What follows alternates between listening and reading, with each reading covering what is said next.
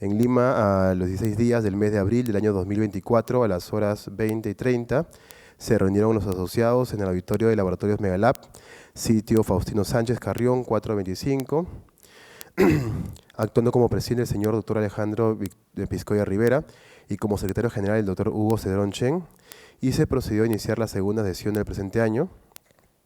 Dentro de los informes, el martes 2 de abril se llevó a cabo el webinar ¿Qué y cómo investigar en gastroenterología? La conferencia estuvo a cargo del doctor Fernando Rosell Colmenares, médico investigador titular líder del grupo Change Research Working Group, jefe coordinador del grupo de investigación de la Universidad Científica del Sur. Además, mediante Infogastro se dio a conocer de una beca otorgada por la Asociación Española de Gastroenterología para participar en la 9ª edición del curso de experto universitario en urgencias y emergencias digestivas, expedida por la Universidad a Distancia de Madrid, siendo los requisitos ser miembro hábil de la Sociedad de Gastroenterología de Perú y sin un límite de edad. La fecha límite de postulación fue el 8 de abril del 2024 a las 20 horas. En Infogastro también se comunicó para participar en el cuarto curso de cirugía y endoscopía transluminal y el tercer espacio en el año 2024, que fue llevado a cabo el 3 y 4 de mayo del 2024 en Estados Unidos, en Houston, en Texas, siendo los requisitos ser miembro hábil de la Sociedad de Gastroenterología de Perú, a tener un interés en endoscopía terapéutica demostrada, sin un límite de edad, y el pasaje y el alojamiento fueron asumidos por el postulante. La fecha límite de postulación fue el 8 de abril del 2024 a las 20 horas. Además, mediante Infogastro se comunicó que para la Federación Brasilera de Gastroenterología y la WGO se anunció el próximo Trainers en Fortaleza, Brasil, a realizarse el 12 al 14 de septiembre, siendo los requisitos ser miembro hábil de la Sociedad de Gastroenterología de Perú, sin un límite de edad y un certificado válido que respalde su experiencia y competencia en la enseñanza de gastroenterología, además del dominio del idioma portugués. La fecha límite de postulación fue el 24 de abril de 2024 a las horas 20 horas. La inscripción al taller se realizó exclusivamente en el formulario que se encuentra a disposición en la página web de la Sociedad de Gastroenterología del Perú. Del 11 al 13 de abril del año en curso se llevó a cabo el Simposio SOBET 2024 en Gramado, Río Grande de Brasil. En este evento se reunieron los mayores exponentes en la materia para presentar las últimas innovaciones en el campo de la endoscopía digestiva. Y ese día la Sociedad de Gastroenterología del Perú tuvo el honor de hacer llegar el reconocimiento y el agradecimiento a los doctores Jorge Luis Espinosa Ríos y Julio Francisco León y Moreno por el soporte en tan magno evento. Para la beca otorgada por la Asociación Española de Gastroenterología, se presentaron 34 postulantes. Bajo una minuciosa revisión, la beca fue concedida al doctor Edgar Chávez Mendoza, gastroenterólogo endoscopista del Hospital Nacional San José del Callao, y desde allá le hacemos llegar nuestra felicitación.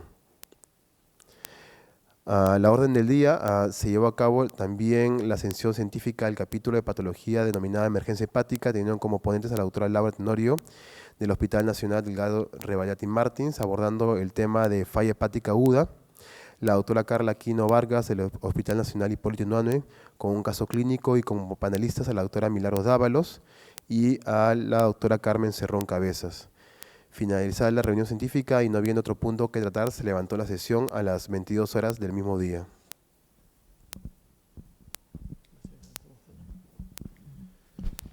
Pasamos a la agenda del día de hoy. En el despacho tuvimos una reunión virtual informativa de CIET el 22 de abril para tratar cambios en el estatuto de CIET. Nos representó a la Sociedad de Gastroenterología del Perú la doctora Cecilia Cabrera. Y además ya nos estamos preparando para la Semana Digestiva Americana, el IDW, que empieza en estos días. Y vamos a tener dos actividades en las cuales la sociedad va a estar presente. La asamblea de OPGE, que se hace el 19 de mayo de 2 a 3:30 en Washington, donde voy a participar yo como representante de la sociedad.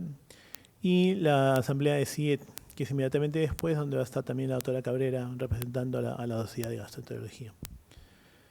Hemos recibido también el correo del 29 de abril de la filial de Arequipa, solicitando autorización para hacer el 5º curso internacional multidisciplinario de patología digestiva y endoscopía terapéutica avanzada, del 11 al 13 de julio. el que se aprobó con fecha 9 de mayo por esta junta directiva. Y la orden del día es la sección científica, lesiones del colon, que va a estar a cargo de nuestro moderador, el doctor Harold Benítez. Muy bien, entonces damos inicio con la charla con el doctor Juan Antonio Chirinos Vega, médico gastroenterólogo de la Clínica Angloamericana, y va a exponer el tema de papel de las técnicas de endoscopía e imagen avanzada en el diagnóstico de lesiones aserradas. Buenas noches, doctor Chirinos. Muchas gracias, Harold. Muchas gracias, doctor Piscoy, y a toda la sociedad y a la comité directivo por la invitación. Y entonces vamos a pasar a la charla. Entonces me pusieron este reto de hablar de las técnicas de endoscopía de imagen avanzada en otro, tema de suma importancia, pero muy difícil, ¿no? Que son las lesiones aserradas. Entonces el objetivo para mí es que realmente al acabar la sesión tengamos claros cómo son las lesiones aserradas, ¿no? Y dar las herramientas necesarias para mejorar la tasa de detección de las lesiones aserradas. Y por supuesto, lo que me han pedido, mostrar la evidencia de la imagen avanzada, que de alguna manera no ha sido mi tema principal, porque sabemos que en el Perú hay todavía poca disponibilidad de estas técnicas, y sin embargo vamos a ver la importancia de conocer las lesiones aserradas. Tanto así, esto ha ido cambiando, porque si yo le hubiera dado esta charla hace unos cuantos años, antes del 2019, hubiera hablado de pólipos o hubiera hablado de adenomas aserrados, cosa que ya no podemos hablar. Primero porque miren, ya no se puede hablar de pólipos porque son lesiones planas, ¿no? Entonces no es una lesión claramente polipoidea. Claro, si vemos las lesiones aserradas tradicionales, que fueron las primeras que se descubrieron, sí, pero me voy a centrar mucho en las lesiones aserradas planas como esta. Esta es una lesión casi imperceptible, acá tiene un centro rojo, ¿no? Pero digamos, en general, la idea es que nosotros podamos ver esta lesión y podemos hacer el tratamiento indicado, que vamos a terminar viéndolo al final de la sesión. Entonces, esto era antes del 2019, donde se hablaba de adenoma aserrado sésil. Luego hablamos del pólipo aserrado sésil, y también recién en el 2019 salió la lesión aserrada sésil. Entonces, ¿cuál usar? Incluso se usaba de manera indistinta el tema de ser adenoma o pólipo. Ponían SCA/SCP. Van a ver un montón de artículos así.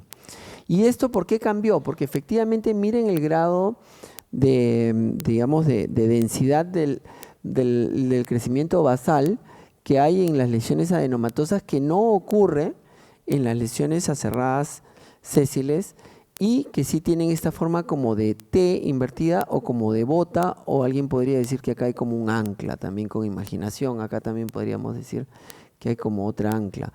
Entonces, estas lesiones como bota o ancla, digamos, incluso también cambió la cantidad de criptas que tiene que haber así. Antes se decía que tenía que haber mínimo 3, la sociedad japonesa habla de mínimo 10%, pero ahorita, en el 2019, ya no se puede hablar de lesiones aserradas, adenomatosas, ni de polipoideas, salvo que luego vamos a ver que hay cambios adenomatosos o similares a adenomatosos en las lesiones aserradas con displasia, que es un poco diferente. Entonces, hoy por hoy lo que pide la WHO es que hablemos de lesión aserrada sésil, ¿no? ¿Y qué características tienen que tener estas de aquí? Tiene que ser un crecimiento horizontal, o sea, no debe ser polipoidea. Tiene que haber una dilatación del tercio basal, al menos, y hay este aserramiento, ¿no? Como que entra y sale la cripta, y tiene que ser una proliferación asimétrica, o sea, no es que necesariamente va a ser igual en todos los lados. Entonces, tiene que haber una que esté completamente clara, no puede haber lugar a duda en esa única, o sea, sí dice, basta una cripta bien clara, pero tiene que ser bien clara, o sea, no puede ser con sujeto a duda, ¿no? Entonces, ¿qué pasa con esas lesiones que sí tienen esos componentes densos típicos de los adenomatosos? Estas son las lesiones aserradas sésiles con displasia. Y entonces ahí también tenemos que tener claro que si el patólogo nos dice que tiene displasia de bajo grado o displasia de alto grado, es que no está revisando las guías del 2019. ¿ok? Ya no quieren eso. ¿Por qué? Porque ahorita mismo toda lesión aserrada tiene que ser una lesión solamente aserrada con displasia. Acá hay dos ejemplos completamente diferentes. Puede ser que este sea un pequeño foco de displasia y acá muchos focos de cambios quizá de tipo adenomatoso, justamente. Entonces, de ahí vino la confusión inicial. La confusión inicial era, oye, pero si nosotros vemos en algunas lesiones aserradas cambios adenomatosos, y por eso se llamaba, porque son las que ya están cambiando hacia lesiones tumorales. ¿Y por qué han hecho esto? ¿Por qué han acabado con decir que todas estas son iguales, digamos? Porque se sabe que estas lesiones tienen un alto riesgo de cáncer de colon de manera rápida. O sea, que no es como en la vía tradicional, ¿no?, de adenoma, cáncer de colon, donde estos procesos van lento. No, se piensa que muchas veces se detectan pocas lesiones aserradas con displasia porque muy rápido pasan a cáncer. Entonces, por lo tanto, es muy importante que nosotros sepamos que todas estas de aquí, en otras palabras, deberían ser consideradas como lesiones de displasia de alto grado, por decirles. Porque basta que tengan displasia para que ustedes piensen que esto ya es un precáncer y en cualquier momento puede volverse. Incluso hay un alto riesgo de lesiones sincrónicas, vamos a ver en algunos estudios, donde claramente ya tienes más riesgo de tener un cáncer en otra lesión probablemente aserrada, a la vez, casi en el 17% a veces. Entonces, esta es una lesión aserrada, Cecil, con transformación ya de cáncer. ¿Ok? Entonces, esto ocurre de cualquiera de las dos de manera muy rápida. Y entonces, ¿por qué es importante? Miren esta cosa donde hay un retro y esta es la lesión aserrada. Porque el cáncer de colon, como sabemos, es la causa más frecuente, el tercer cáncer más frecuente en hombres y el segundo en mujeres. Y la incidencia de las lesiones aserradas puede llegar hasta el 10%, o sea, no es necesariamente tan bajo como pensábamos al comienzo. Al comienzo pensábamos que eran muy bajas las lesiones, pero luego ya sabemos que puede ser muy frecuente. Lo que pasa es que hemos aprendido a verlas. Probablemente esto antes pasábamos por alto como si fuera un poco de suciedad y ya lo dejábamos. Y luego el 43% de las lesiones aserradas pueden tener, incluso siendo menor de 1 centímetro, cambios cancerosos. O sea, no es que tengamos que esperar que la lesión sea gigantesca. Nosotros tenemos que acostumbrarnos a buscar ese tipo de lesiones rápidamente en nuestra colonoscopía, porque si la detectamos, así sea chica, menor de 1 centímetro, puede volverse un cáncer. Entonces se estima que el 20-30% del cáncer de colon viene de las lesiones aserradas. Entonces es una cosa de vital importancia. 1 de cada 5 de nuestros cánceres de colon son de lesiones aserradas. Y como les decía, el 17% puede tener una lesión sincrónica. Entonces basta que ustedes vean una de estas lesiones para que busquen muy bien lesiones quizá chicas detrás de los pliegues, ¿no?, para poder ver, y tiene el doble de riesgo a lo largo de los chequeos de hacer un cáncer metacrónico, ¿no? Entonces, y esto es la parte principal que nos corresponde, ¿no? Y por eso me importa mucho que nos quedemos claros en reconocer con luz blanca y con lo que tenemos las lesiones aserradas. Porque lo peor que nos puede pasar como colonoscopistas es, le haces una colonoscopía y al año, 2 años, tiene un cáncer de colon. O sea, eso es una cosa que el paciente va a quedar completamente frustrado. Es lo que nos ha pasado muchísimo con el tema del cáncer de estómago. O sea, en el estómago, como es difícil, muchas veces ha habido pacientes que han tenido endoscopías y no se ha podido detectar el cáncer a tiempo. Entonces, justamente, que para que no nos pase este tema del cáncer de intervalo entre colonoscopía y colonoscopía, necesitamos conocer muy bien estas lesiones. Entonces, claro, la lesión hiperplásica la conocemos muy bien. Es una lesión chiquitita, normalmente plano elevada, que siempre está en el recto, ¿no? Es la que tiene la parte, digamos, aserrada en la parte superior de la cripta y tiene mutaciones BRAF y KRAS. El tema es poder identificar esta lesión, ¿no? Esta lesión, lo que yo siempre le digo a mis alumnos es que, ¿qué es lo que ven aquí? Lo primero que tienes que ver es que ves el patrón vascular y no lo ves. O sea, tienen que acostumbrarse a que ustedes, si dejan de ver el patrón vascular, tienen que pensar qué pasa ahí. Y luego ya vamos a ir viendo las otras características en otras charlas, en otras diapositivas. Pero en general estas lesiones en general son plano elevadas y son proximales. La gran mayoría están entre ciego, colon ascendente, transverso. Y luego tienen unas criptas especiales que son unas criptas abiertas en O, que también le llaman puntos negros, como vamos a ver. Ya las características patológicas las hemos hablado, así que no voy a repetir, pero muy importante que tiene este tema de la alta metilación. O sea, son cambios epigenéticos que silencian el MLH1 y por lo tanto, como esa es una proteína reparadora de ADN, es que luego de eso que falla el MLH1, el salto a cáncer es mucho más rápido. Y por eso nos da el tema del cáncer de intervalo. Totalmente diferente que la lesión aserrada tradicional, por si acaso. Este es como un pólipo velloso que comienza a tener unos cambios aserrados en esa parte adenomatosa, ¿no? Entonces tiene una cripta mucho más, digamos, típica, como una lesión sésil, claramente visible. Yo creo que esto, dejar de verlo, no es un reto, ni creo que tampoco se necesita mucha imagen avanzada para detectarlo como la anterior, ¿no? Luego, también quedarse con la idea que si bien es verdad, miren acá, esta publicación es un poco antigua, ¿cómo ponían? Lesiones aserradas adenomatosas o polipoideas. Ya esto tiene que cambiar, en las futuras tienen que decir SSL nomás. Pero miren cómo es importante que quede claro para ustedes que no solamente están en el colon ascendente y en el ciego, sino que están mucho más frecuentes ahí, pero no quiere decir que sean los únicos. Igual que las lesiones hiperplásicas, es verdad que las lesiones hiperplásicas están mucho más frecuentes en la parte de recto y sigma, pero no quiere decir que no puedas encontrar una lesión hiperplásica en colon ascendente, ¿ok?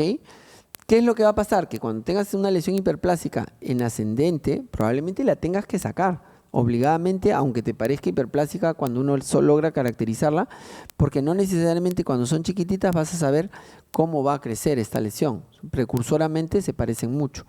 Y en su parte, digamos, de primeros cambios genéticos también es muy parecido. Entonces no sabes si va a metilar y va a cambiar o no.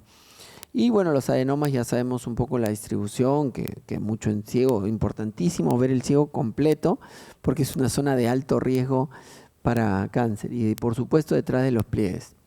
Entonces lo que les decía, ¿no?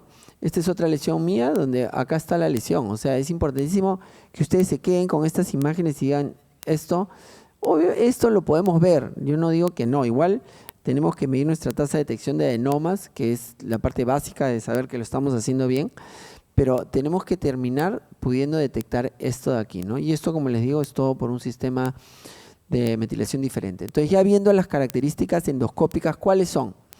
Tiene una capa mucosa, casi el 64% tiene como esta nube que lo recubre, ¿no? Tiene el anillo de residuos, que es lo otro que se veía en la imagen que les mostré hace un rato en luz blanca. Tiene una alteración del contorno de los pliegues, pues claro, muy claro, ¿no?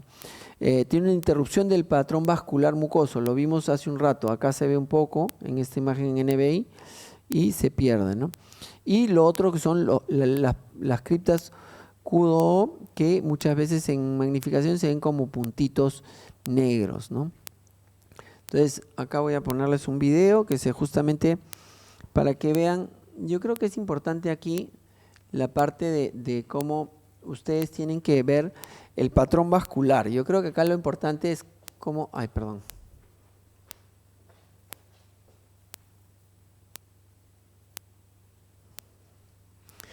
O sea, cómo estoy viendo el patrón vascular y me llama la atención que se pierde, ¿no? Entonces, si se pierde, lavan y ya ahí activan la imagen de endoscopía mejorada, que va a mostrar muchas veces este aumento de los vasos cruzados, como los vasos tortuosos o dilatados, que es otra de las características que ocurre más claro a veces con displasia, pero que les va a guiar para detectar esta lesión completamente casi plana, ¿no? Entonces, es importantísimo. Acá hay otra lesión, son lesiones antiguas, pero que quería que lo vean porque antes de empezar la imagen avanzada, ustedes tienen que quedarse con lo que es definitivamente luz blanca, ¿no?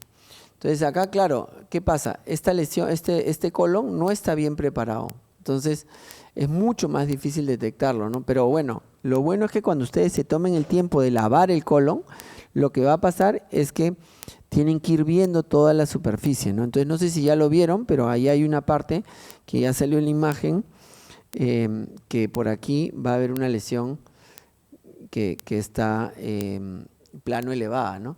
Casi imperceptible, pues. Entonces, estos puntitos son los puntitos que son como puntitos negros que mencionan, ¿no? Con el NBI claramente se ve como un verde que eleva, ¿no? Entonces, estos puntitos, ¿ven estos puntitos negros? Eso es la lesión acerrada. Entonces, es donde ustedes tienen que llevar el ojo para que lo detecten. Si no lo ven, imposible. Entonces, ¿cómo? Vamos a pasar a la primera parte. Eso es conocer cómo son las lesiones acerradas. Lo siguiente, vamos a ver cómo mejorar la tasa de detección de estas lesiones acerradas. Miren, es importantísimo que el paciente esté sumamente bien preparado, porque si no está excelentemente preparado, no se va a detectar. Pero ojo, que cuando el paciente está perfectamente preparado, no vayan a jalar el endoscopio rápidamente, porque eso es lo que pasa. En el caso anterior, justo han visto un video donde me tomo el tiempo de ir lavando los restos de heces y de repente veo abajo y veo el pólipo. Pero si ustedes por ver excelente el colon preparado dicen, ya lo tengo claro, claro, van a detectar de todas maneras probablemente los adenomas sésiles que te saltan a la vista. Pero las lesiones planas como la que acabamos de ver, el cerebro necesita un tiempo para detectarlas. Entonces, justamente ahí vienen los famosos 6 minutos del tiempo de colonoscopía. Entonces, lo que pasó es que lamentablemente en lesiones de preparación muy rápida, a veces la tasa de detección de acerrados no necesariamente va a ser mayor si no se toman el tiempo en sacarlo, ¿ya? O sea, no deben confiarse. Es verdad que es importantísimo tener una tasa de preparación muy alta, o sea, su Boston tiene que ser entre 8 y 9, ese es su objetivo. Un Boston de 6 lesiones acerradas, quédense con la idea que es dificilísimo conseguir ahí que van a ver las lesiones. Claro, si lavan ustedes y terminan la colonoscopía con ese grado de preparación, perfecto. Incluso, por eso también soy un creyente de colonoscopía por inmersión, porque eso lava el colon una vez más, es casi como un último enema que lo hacen, ¿no? Y acá en este estudio, justamente en centros de Estados Unidos periféricos, vieron que efectivamente se detectaba menos cuando la preparación era excelente, ¿no? Ahora, en la parte de alta definición, yo creo que esto ya está más que definido. Hay un montón de estudios donde se determina que, digamos, el efecto neto de tener una alta definición te aumenta la tasa de detección de adenomas, y esto es igual de cierto para las lesiones acerradas. Igual ocurre con el tema de la colonoscopía por inversión, donde en general se ve que hay mayor tasa de detección de adenomas. ¿Por qué? Porque normalmente también hay más limpieza, o sea, esa línea es directa, ¿no? En la variabilidad en el tiempo, o sea, lo que hablé de los 6 minutos, es muy importante. Lo que se ha visto es que aunque tú obligues a alguien a quedarse 10 minutos o un tiempo, si la persona no quiere, no lo va a hacer. Entonces ahí lo que espero es haberlos convencido de lo importante que es tomarse el tiempo y buscar estas lesiones para no tener estos cánceres de intervalo. Porque lo que define finalmente la tasa de detección es muchas veces la gana del endoscopista de poder decirle a su paciente, oye, usted tranquilo, usted no va a tener un cáncer en los próximos 5 o 10 años. O sea, eso es lo que uno tiene que poder conseguir. Si el endoscopista de alguna manera está más relajado, por más que tú le digas un cronómetro, le pongas, tienes que pasar de 3 minutos a 6, no lo va a detectar. Entonces, es muy importante, digamos, esa idea, ¿no? Entonces, claramente, por ejemplo, aquí, ¿qué vamos a encontrar un pólipo acerrado? Pues si lo acabamos de ver cómo son. Han visto cómo era la lesión que hemos visto. Entonces, esas lesiones, imposible detectarlas aquí, ¿no? De ninguna manera. Por supuesto, la dosis repartida, el split dose, de tener que obligar que el paciente se levante en la mañana por más que te odie, es básico, ¿no? Nadie le gusta levantarse en la madrugada para hacer la preparación, pero lo tienen que hacer si tienen una cita a las 8 de la mañana. Y el picosulfato también me gusta mucho porque ha aumentado la facilidad en hacerlo, aunque el polietilenglicol es del más seguro, ¿no? Y Y lo otro que tiene que quedar claro es que los 6 minutos es lo mínimo, porque claramente hay estudios como este del 2020 donde muestran estudios bien randomizados, un montón de pacientes donde se ve claramente que si se demoran 9 minutos aumenta su tasa de detección de adenomas, o sea, claramente y bastante, no es que más o menos, ¿no? De 27 a 36, o sea, y la tasa de detección de acerrados, miren, de 2.2 a 4.2, o sea, claramente significativamente, la doblaron la tasa de detección a cerrados. Entonces, yo creo bien claro, si ustedes buscan detectar lesiones acerradas, piensen que su objetivo son 9 minutos. Yo pienso que no deberíamos aspirar menos, para nada. Y por supuesto con técnica, porque no es solamente de llegar y salir lento, sino ver detrás de los pliegues. Esa parte para mí es vital y por eso pienso definitivamente en el uso del capuchón distal. O sea, yo no puedo pensar que voy a hacer una colonoscopia sin capuchón distal y esto también está validado por ciencia. Yo no sé por qué, digamos, a veces voy a algunos eventos internacionales donde lo chotean al pobre CAP, cuando igual uno va a Asia y ves que en Japón están usando todos el CAP. O sea, tú no ves colonoscopia sin CAP. Entonces dices, ¿qué está pasando? ¿Por qué los demás no lo usan? Y vas a buscar la evidencia y se ve que efectivamente, claro, miren todos los apellidos, ¿no? Hiroyuchi, Takeuchi, o sea, muchos casos, estos son de Corea del Sur, o sea, muchos casos son de Asia, ¿no? Pero lo importante es que sí hay suficiente evidencia para decir que el capuchón distal aumenta la tasa de detección de adenomas y yo pienso que hay que usarlo. Y ya pasando a la última parte de la charla, ¿cómo mejorar nuestra colon? Obviamente uno puede hablar por teléfono con estos equipos y también con esto, ¿no? O sea, no hay duda que podemos detectar mejor con luz blanca, pero obviamente lo primero que salió para mejorar la tasa de detección de lesiones es el índigo. Lo que pasa es que el índigo yo creo que es muy tedioso usarlo en todas nuestras colonoscopías. Entonces, sí es verdad que cuando vean una lesión, si ustedes no tienen estos casos como lo que mostré, como puse el NBI, y se veía clarísimo el borde de la lesión, pónganle índigo, por supuesto. O sea, el índigo les va a mostrar exactamente el borde. Pasa muchísimo cuando uno ve, no me he metido en las resecciones porque lo va a hablar el doctor Marín, pero digamos, pasa muchísimo que las lesiones de estas lesiones son incompletas. ¿Por qué? Porque el borde no lo ven. Entonces, me parece vital. Yo utilizo personalmente el azul de metileno inyectado. Entonces, es una cromoendoscopía por negativo, porque la mucosa va a quedar más transparente porque es más delgadita de la lesión del colon, pero finalmente lo importante es que lo usen, ¿no? Algún tipo de cromoendoscopía vital, digamos. Y luego ya vamos a pasar al tema del NBI, ¿no? La imagen avanzada. Entonces, en principio el bilis con moco adherida se ve un poco rojizo, los puntos negros los van a ver más claros y va a haber estos capilares que les decía, los capilares estos engrosados, que son las vénulas profundas, gruesas, y cuando magnifican un poco pueden ver los capilares pericrípticos, ¿no?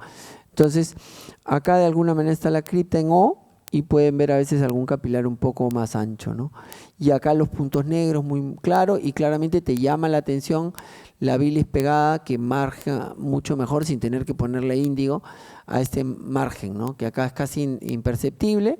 Acá lo ves un poco mejor, ¿no? Y acá las vénulas profundas gruesas, que son estas de aquí, que se ven a veces como pequeñas estrellas, ven acá como una yendo para un lado y otra para el otro. Entonces, te va a ayudar mucho. Acá hay otra estrella también. Entonces, esos son datos de NBI que se ven. Las características por NBI fueron caracterizadas por Hasselwinkel y colaboradores y, digamos, con esto vieron el porcentaje de definición de cómo detectar una lesión, digamos, acerrada, ¿no? Acuérdense que en ese momento sí había la duda de llamarlo adenomatosa o polipoidea, pero finalmente acerrada. Entonces, el aspecto nuboso era una de las características más importantes, ¿no? Como ver es básicamente el moco adherido. Los bordes indistintos, casi imposible ver el final de esto, ¿no? La forma irregular también, ¿no? O sea, no es como un pólipo, sino es como un poco más que sube y baja, ¿no? Y lo otro son los puntos negros que claramente se ven mucho mejor por NBI. Entonces, todas estas características fueron algunas de ellas mucho más claras por NBI. Por supuesto, si tenías todas, era mucho más sensible para detectarlo que si solo tenías una o dos de ellas, ¿no? Entonces, si lo ves en completo, claramente lo podías detectar. Ahora, de esta publicación nace entonces el Grupo Multidisciplinario de Lesiones Aserradas y sale en el 2015 la creación del WASP, una clasificación que al final no entró mucho. Y cuando uno va a un congreso internacional y hablan de lesiones aserradas, no todo el mundo dice, este es un WASP definitivamente. ¿Por qué? Porque finalmente, por ejemplo, el WASP iniciaba con una cosa que yo veo poco útil, que es el famoso NICE, que si es de color marrón y se ve oscuro, entonces va a ser, si es claro, es un tipo 1, y si es oscuro, es un tipo 2. Entonces, para mí el color no necesariamente te va a decir qué cosa es. Si usted es un pólipo hiperplástico, por si acaso, lo golpean con el colonoscopio y queda rojo, en NBI va a ser oscuro, marrón y va a ser un tipo 2. Y es un pólipo hiperplástico inflamado, nada más. Entonces, y por supuesto, las lesiones aserradas llegaban por los dos lados. Llegaban por el tipo 1 y por el tipo 2. En las lesiones, nuevamente, se preguntaban las mismas cosas que identificó Hasselwinkel, que si era nuboso, que si no había bordes claros, que si era irregular, que si tenía puntos negros, y si tenía, entonces se decía que era cerrado. Y lo mismo en el tipo 2, ¿no? Y si no lo tenía, iba para el clásico adenoma. Entonces, yo creo que ya conociendo, uno puede llegar a las lesiones aserradas claramente. Ahora, lo que sabemos ahora, que las lesiones que tienen claramente una visión muy oscura y que claramente es como una lesión adenomatosa, son las lesiones aserradas con displasia, por si acaso. Entonces, lo que se vio en este estudio posterior para tratar de ver si WASP servía, lo que se hizo fue una capacitación con imágenes como esta para que las personas aprendieran a detectar las lesiones cerradas, y se vio que en general después del entrenamiento mejoraba la tasa de detección en general de todos los endoscopistas entrenados, y que esto incluso duraba en el tiempo y era más claro incluso en las lesiones dicotómicas de si podía decir que era un aserrado o no lo era, o si era un adenoma o no era un adenoma, o era una lesión hiperplástica versus una lesión que no era neoplásica, ¿no?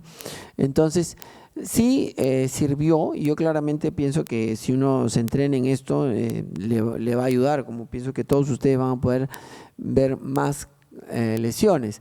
Pero no quiere decir que por eso necesitamos que adaptar y todos tener que decir que esto es un WASP o no, simplemente decimos que es una lesión aserrada.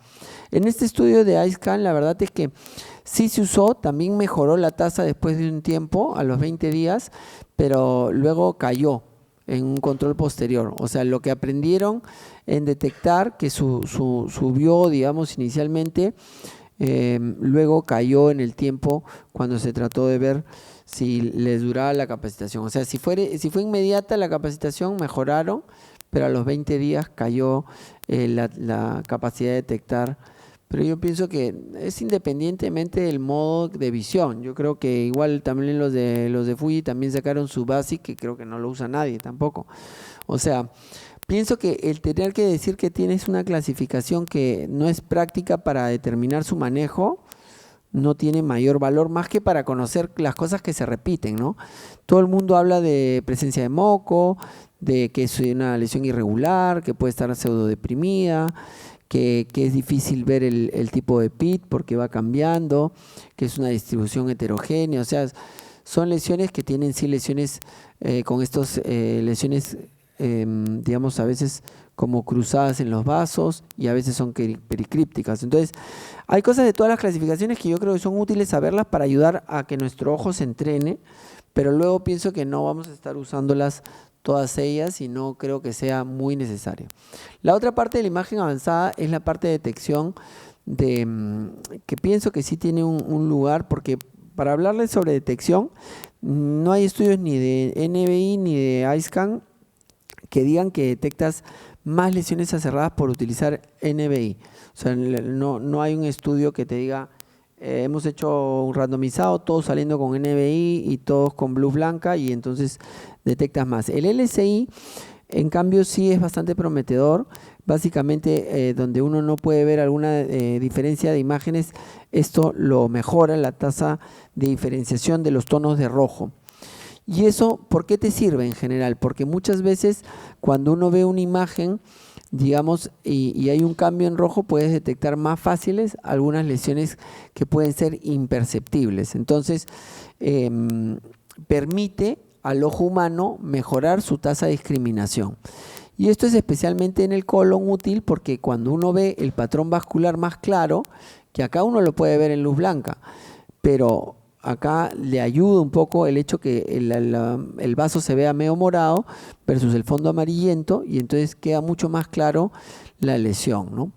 Y esto que se ve desde un punto de vista teórico, que acá también se ve más claramente, digamos, igual cómo uno tiene que buscar efectivamente la pérdida del patrón vascular. En este estudio de Yoshida lo que hicieron es que les pusieron imágenes y le preguntaron, oye, ¿en cuál se ve mejor? Y la gente ganó el LSI, ¿no? En ese tiempo eran lesiones aserradas adenomatosas, todavía se le llamaban. Luego se hicieron las las lesiones en tándem, que entraban, salían y volvían a entrar con otro modo. O entraban en luz blanca y luego LSI, o primero en LSI y luego luz blanca. Y lo determinaron es que efectivamente cuando entraban en luz blanca primero, después en LSI encontraban unas lesiones en mayor volumen que si era al revés. O sea, siempre en la segunda visión había más, pero digamos el porcentaje de adicionales era mucho mayor en LSI que, mucho mayor cuando hacías luz blanca primero que si hacías LSI. O sea, al LSI se le escapaba muchísimo menos.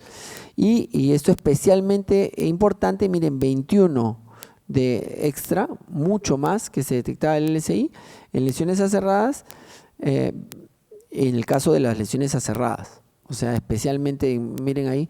Y entonces esto es un típico caso de mi práctica, donde yo, digamos, salgo siempre con LSI, y entonces voy saliendo, donde también pueden ver este anillo alrededor, que esto es el CAP. O sea, yo tengo un CAP, no lo saco mucho porque no quiero que me malogre la visión, pero tengo un CAP siempre. Entonces voy saliendo y veo clarísimo el patrón vascular y veo una lesión claramente ahí, que la magnifico y puedo decir que tiene unos vasos pericrípticos y que tiene una imagen que me parece claramente como una lesión aserrada. Entonces digo, ya está. Entonces, acá en el LSI, en la parte de este estudio ya multicéntrico, ¿qué pasó? Que hubo muchos detractores que dijeron que claro, que estas imágenes no podían ser ciegas porque el operador siempre sabe si está en luz blanca o en LSI. Entonces, como no podía ser ciego, el hecho de que sea tándem podrías dejar pasar más imágenes en luz blanca para mejorar la tasa de LSI. Entonces dijeron, no, ya, como según eso está bien, vamos a hacer ya no estudios en tándem, sino estudios paralelos. Entonces, en estudios paralelos ya se randomizó, un grupo iba a un tipo de luz y otro grupo al otro, y se vio que claramente mejoraba la tasa de detección de adenoma y duplicaba la tasa de lesiones aserradas, ¿no? Entonces, claramente era mejor, hasta 1.8 veces más, la tasa de detección de lesiones aserradas. Estamos hablando de lesiones grandes, 1500 en diferentes países de Asia, o sea, no solamente en un solo sitio. Entonces, cada vez yo pienso que hay más evidencia. Este otro estudio, efectivamente, ya solamente dedicado un poco a las lesiones aserradas. También miren cómo llegaron, aparte muy importante, el número total de este estudio, porque llegaron hasta 11% de tasa de lesiones aserradas, o sea, altísimo su grupo de tasa de detección de aserrados. Y usaban el LSI desde la entrada y la salida. Yo me he acostumbrado a entrar en LSI, en luz blanca y salir en LSI, pero bueno, ellos entraban desde el inicio. Habían incluso en endoscopistas no expertos de menos de 500 colonoscopías, no malograron el estudio y fue válido para ellos, efectivamente, que digamos mejoraba su tasa de detección con el LSI. Obviamente sí era importante los factores asociados a la tasa de detección de lesiones aserradas, la experiencia del operador, el tiempo de retirada que les he mencionado, importantísimo, buscar esos 9 minutos, y el tema de el usar el LSI versus el grupo blanco, ¿no? Entonces estos son un caso propio de una lesión aserrada ya con displasia. Entonces, en las lesiones aserradas con displasia, efectivamente estas son las lesiones que tienen las lesiones sésiles cerradas con cambios adenomatosos. Y efectivamente tienen muchas veces como una lesión nodular o de una doble elevación, tiene una lesión enrojecida, como lo vimos en una foto que también lo vamos a ver en la última diapositiva, un patrón irregular que puede ser digamos, con depresión o pseudopediculado como esta, miren, acá hay una zona pediculada como esta también. Y aquí lo que va es que todos estos cambios, digamos, malignos se ven con el típico patrón de Kudo. Entonces, finalmente, lo que se usa ahorita mismo en Asia para clasificar todas estas lesiones con displasia es el típico JNET. Entonces, ahí no ha cambiado nada en las lesiones aserradas con displasia. Si uno tiene lesión aserrada con displasia, tiene que ver cómo están los vasos, que eso se ve mucho mejor con NBI o BLI o iScan, y ver si son irregulares o ausentes, ya es un tipo 3, ¿no?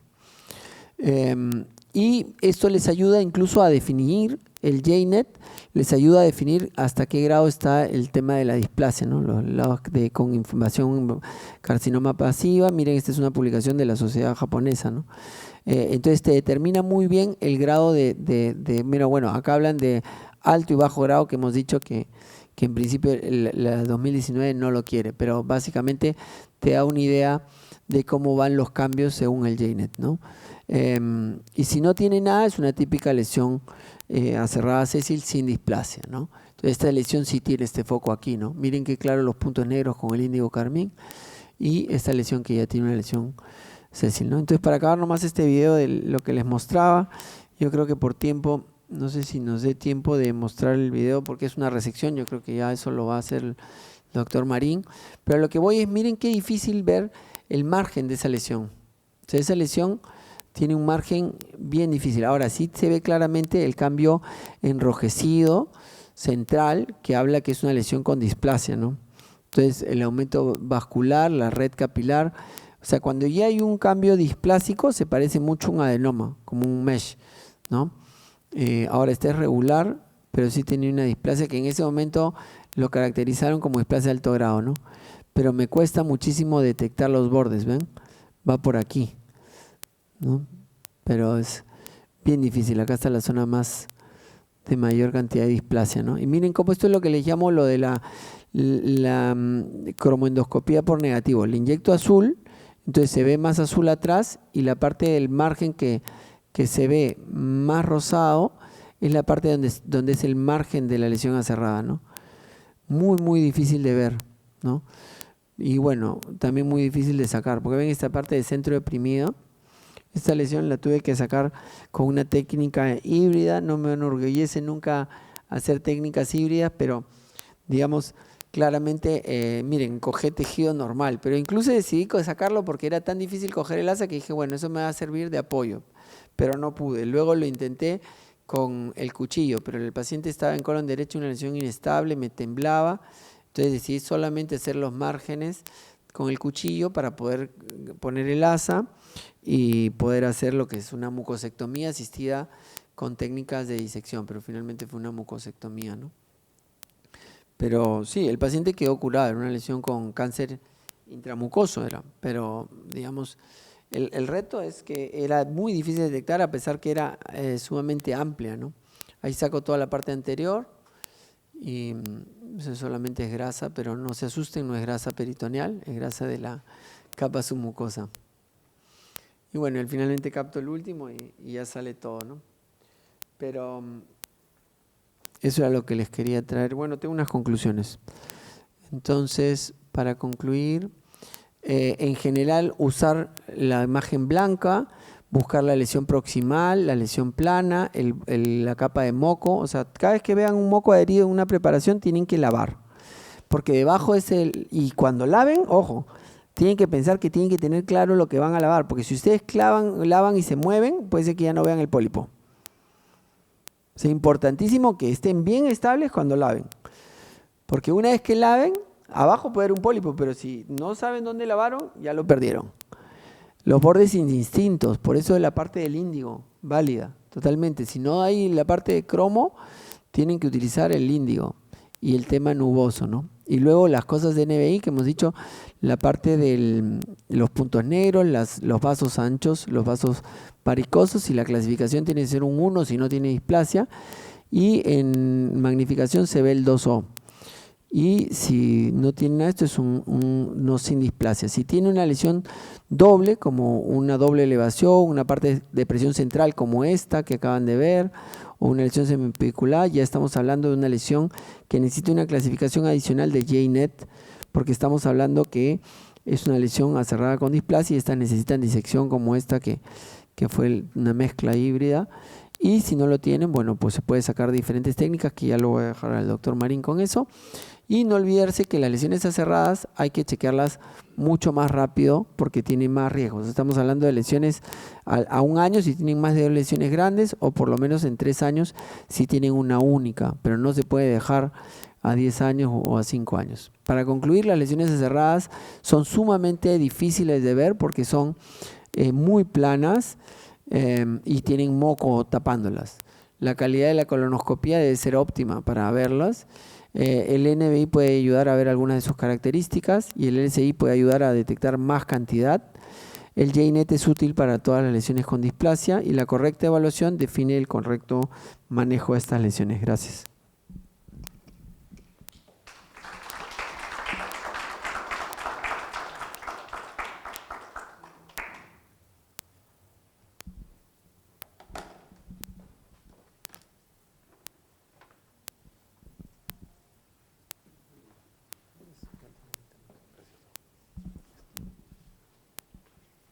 ¿Tú lo presentas?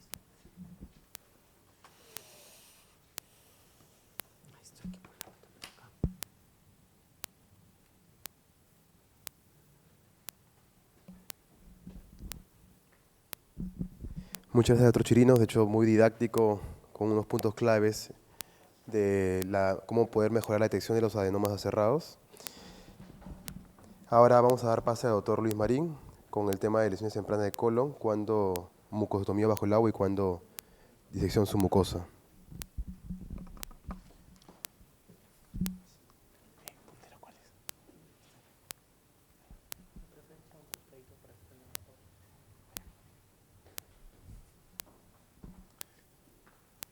Bien, buenas noches. Mi agradecimiento una vez más a la Sociedad de Gastroenterología por la invitación para esta charla. Bueno, ya no vamos a perder mucho tiempo, vamos a entrar ya de lleno al tema. Es apasionante, la verdad, porque hay muchas indicaciones que nosotros pensamos de que debería ser para uno u otro tipo de lesión y solamente la práctica y la expertise, como ha visto con el doctor Chirinos, hace de que uno se capacite más, se entrene más en este tipo de técnica, ¿no? Ahora, vamos a empezar ahorita la charla con este caso, rápidamente. Aquí. ¿Sí?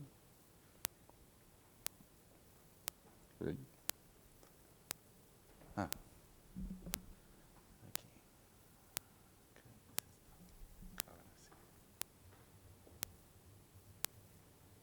Así. Bien.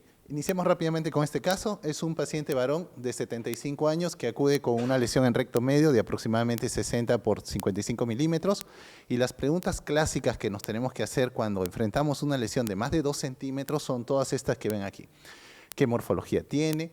Según la clasificación morfológica, ¿tendrá algún riesgo de invasión? ¿Solicitaríamos algún otro tipo de evaluación aparte de la que nosotros hemos hecho? De repente magnificarla, de repente hacer cromoendoscopía convencional o digital.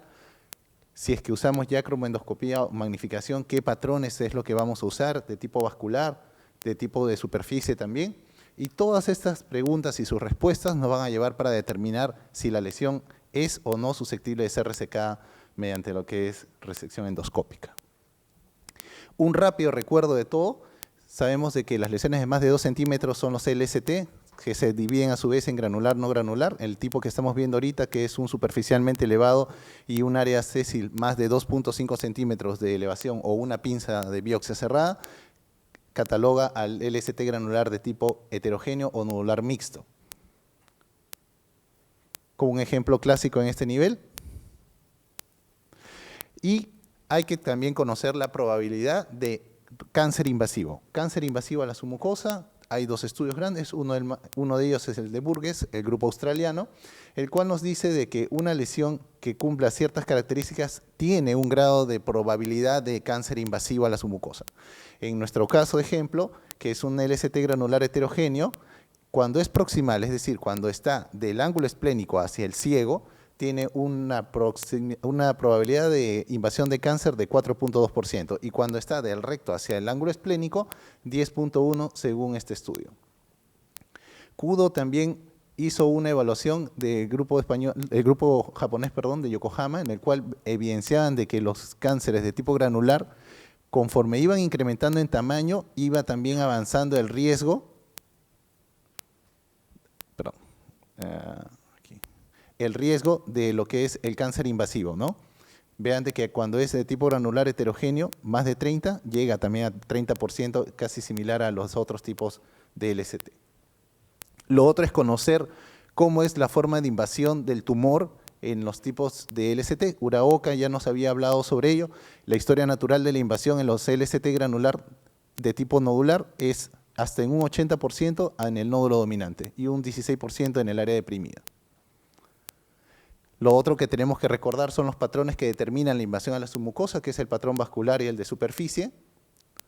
Y eso es un recordaris de cómo es la anatomía normal capilar de las glándulas del Lieberkühn, ¿no? Cómo es de que se acompaña perfectamente los capilares a la glándula y conforme va avanzando de lo normal hacia el adenoma, con una dilatación de los capilares y una distorsión de los mismos, hasta cuando ya progresa a adenocarcinoma, en el cual hay áreas avasculares dentro de los capilares que están marcadamente dilatados o ausentes y entrecortados.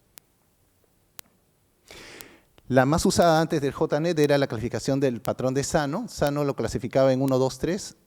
Para más entendimiento era según lo que era la clasificación, según la dilatación de los capilares, la irregularidad y las áreas avasculares. Y vean de que el patrón 3B era aquel que tenía mayor dilatación de los vasos, irregularidad de los mismos y áreas avasculares, es decir, vasos y áreas blancas entre ellas. Y esto catalogaba el cáncer invasivo a la submucosa. Ikematsu hace una comparación entre lo que es el patrón capilar 3A y 3B y nota de que tienen, cuando se usan, hasta un 87.7% de exactitud diagnóstica. El otro patrón es el patrón superficial de Kudo, como todos sabemos, el patrón tipo 1 redondeado, el 2 estelar, el 3 tubular corto o largo según esté, el 4 el velloso o en giro, y el 5I irregular y el 5N el no estructural. Todos estos nos sirven para poder determinar si la lesión es de tipo no neoplásico o neoplásico y si es que tiene un patrón de invasión o si es que no lo tiene.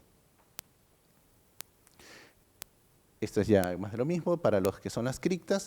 Lo que se sabe es de que cuando se han hecho estudios para valorar la efectividad de usar un patrón de superficie, tiene alta exactitud diagnóstica. Y cuando se ha hecho una comparación incluso entre ambos, entre lo que es el patrón vascular y el patrón superficial, el patrón de superficie es el que tiene mayor porcentaje de exactitud diagnóstica para predecir la invasión a la submucosa. Lo que ya había hablado el doctor Chirinos, dos clasificaciones en una misma, era el patrón de JNET, en el cual, no olvidar, ahora ya, a diferencia del de Sano, que dividía el 3 en 3A, 3B, acá ahora el 3 está solo y el 2A y el 2B están subdivididos. Y ahora sí, con todo este conocimiento previo, retomamos nuevamente nuestro caso. Nuestro caso, entonces, vemos de que la lesión tiene que comenzar a ser evaluada. Comenzamos por la parte baja y vemos de que hay un aspecto de tipo viloso, no nos llama mucho la atención, pero cuando comenzamos a subir a la parte alta, vemos este grado de depresión. Y cuando ya nos acercamos, esa zona deprimida tiene esta excavación. Y cuando ya comenzamos a poner algo de magnificación en la misma, vemos de que ya comienza a haber presencia de vasos en su interior. Y estos vasos, al ser magnificados y al aplicar cromoendoscopía, se ve de que tiene lo que les estaba hablando, ¿no? Un patrón no estructural. Ven de que hay áreas blancas entre los vasos entrecortados y este ya es un patrón de tipo invasivo, ¿no? Que nos hace recordar al patrón capilar de Sano 3B. Nuevamente más de lo mismo. Y con cromoendoscopía vemos de que con índigo de carmín nada se deposita aquí, puesto de que no hay glándulas a este nivel. Entonces la conclusión del caso fue que es un LST granular heterogéneo, el riesgo de cáncer invasivo según Kudo 31.7%, según Burgess, el grupo australiano 10.1%, la clasificación de Sano 3B, la clasificación de JN 3, clasificación de Kudo 5N y la predicción de la invasión era una invasión submucosa profunda, ¿no? Y el manejo entonces va a ser endoscópico quirúrgico. Por todo esto ya respondido, la respuesta es no. Este paciente fue llevado finalmente a cirugía. luego de haber pasado por neoadyuvancia, y fue finalmente confirmada que la infiltración tumoral iba hasta la muscular propia. Otro caso es este de aquí, una paciente mujer de 67 años que había sido referida al Rebagliati por una lesión amplia que tenía contacto con línea pectina y que la biopsia mencionaba adenoma con focos de adenocarcinoma, múltiples biopsias, la lesión se podía ver cómo protruía, fue evaluada por el grupo y era efectivamente una lesión que no poseía, a diferencia de la anterior, al momento de que se ha hecho ya toda la evaluación, ningún estigma de invasión. No tenía una ulceración, no tenía depresión profunda, no tenía pérdida de la lobulación y era bastante móvil. Fue catalogada entonces como un LST granular heterogéneo también en recto distal y se procedió a hacer lo que es la disección. Disección endoscópica que nosotros usamos en recto distal, usamos el CAP cónico siempre. Este CAP cónico tiene una canaleta que nos ayuda a nosotros a movilizarnos dentro del espacio submucoso cuando ya lo hayamos alcanzado. Siempre usamos una sustancia hipertónica, manitol al 10%, teñido con índigo de carmín. No usamos ya de forma rutinaria lo que es epinefrina. Preferimos en realidad que la lesión un poquito nos sangre para poder detectar los vasos también y no haya sangrados tardíos. Poco a poco usamos lo que es la cuchilla en punta. Estamos usando aquí un dual knife de tipo regular. Vemos que la lesión es tan visible que no necesita ser marcada para poder determinarle un margen de seguridad. El margen de seguridad se mantiene. Y poco a poco hacemos lo que es el trimming, ¿no? Lo que es el destechamiento para poder hacernos un espacio hacia el CAP, tipo técnica de Poem, para poder hacer el túnel.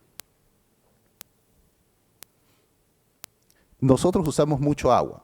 El agua nos ha facilitado tremendamente la forma en la que realizamos disección de forma rutinaria. Nos permite alcanzar más rápido el acceso submucoso, nos permite identificar mejor también los vasos y nos ha permitido hacer disección bajo el agua también. Aquí, por ejemplo, todavía no estamos haciendo nada de disección bajo el agua, pero sí nos ha ayudado mucho. Entonces, con cuidado, siempre teniendo en cuenta de que los vasos se tienen que coagular antes de avanzar. Podemos coagularlo con la pinza hemostática, como en este caso, o podemos también coagularlo con lo que es la misma cuchilla en modo soft coagulation. Soft coagulation 590 es el seteo que usamos normalmente. Ese seteo recomendamos también tenerlo para las mucosectomías, puesto de que cuando hagan vuestras mucosectomías y sangre, usarán la punta del asa para poder coagular en el mismo seteo. Soft coagulation 590.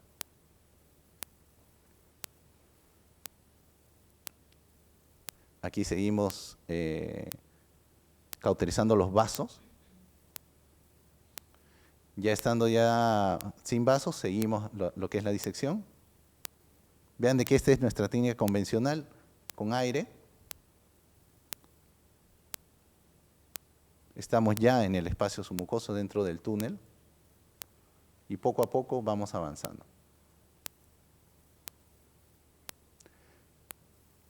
El orientarse en el plano también es importante para evitar perforaciones. Acuérdense de que estamos con una cuchilla. Y ven aquí el área de la fibrosis. Como era una lesión que tenía prolaxo, ¿sí?, había que tener de todos modos pues algo de fibrosis y efectivamente la tenía en el centro. Entonces la idea es pasar la cuchilla siguiendo la orientación del plano, ¿no?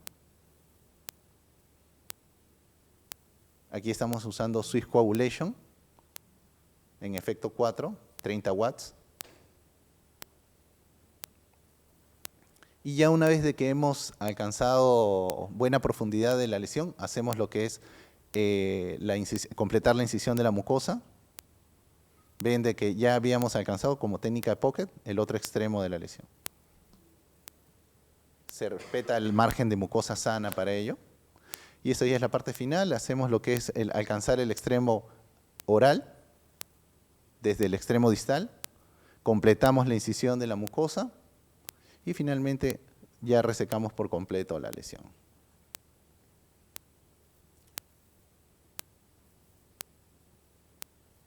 La lesión tuvo una perforación en este nivel que podría asustarnos al inicio. Vemos de que se ve inclusive la grasa mesorrectal,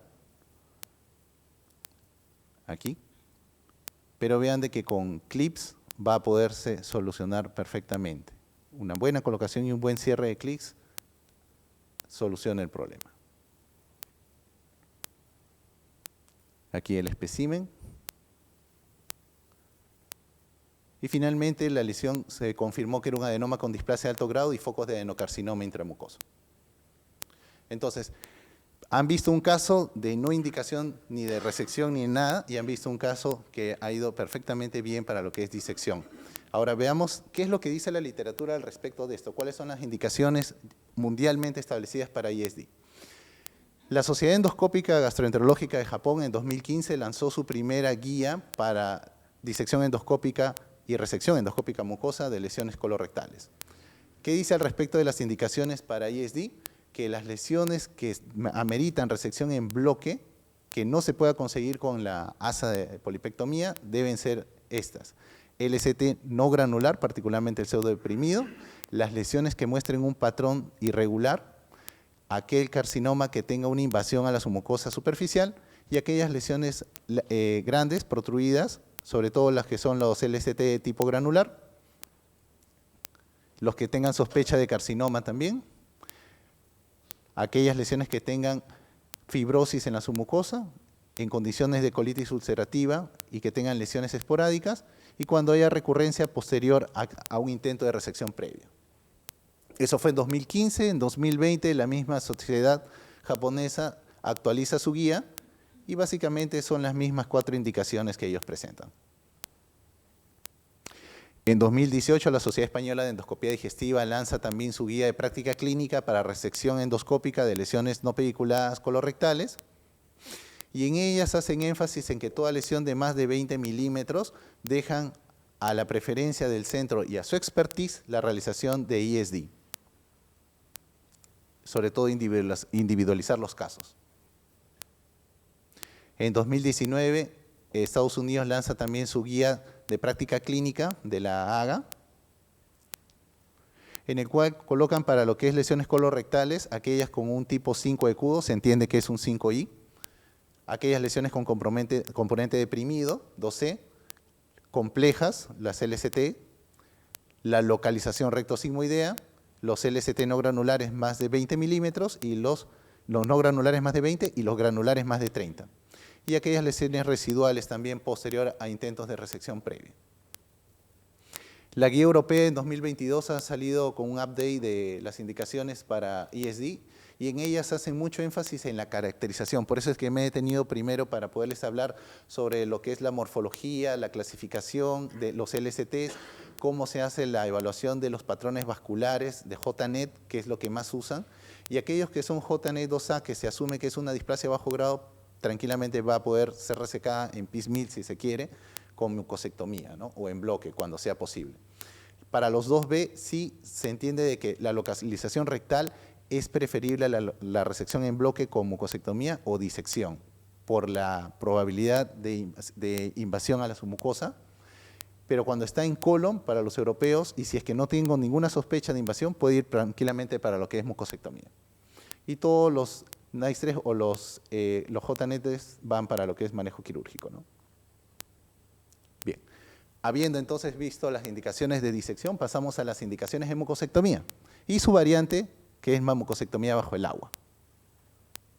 La mucosectomía convencional, pues, cuando uno habla de indicaciones, en realidad ha sido la indicación de todas las lesiones que eran tributarias de ellas, eran tratadas mediante lo que es mucosectomía. Ay, perdón. Ajá. Vean acá un LST granular que era tratado de 7 por 6 centímetros con mucosectomía convencional. Entonces, todos los papers generalmente siempre valoran entre mucosectomía y disección, más que mucosectomía bajo el agua y disección endoscópica. No hay muchos papers, o mejor dicho, no hay casi ninguno que haga la comparación. Pero sí hay recomendaciones en cuanto a lo que es disección sobre lo que es mucosectomía y todo lo que ya hemos mencionado, ¿no? El patrón 5I de CUDO, los componentes deprimidos, las lesiones morfológicamente complejas, la localización rectosigmoidea, las lesiones con fibrosis de la submucosa, los tumores ocurridos dentro de un evento de enfermedad inflamatoria y los LST no granulares.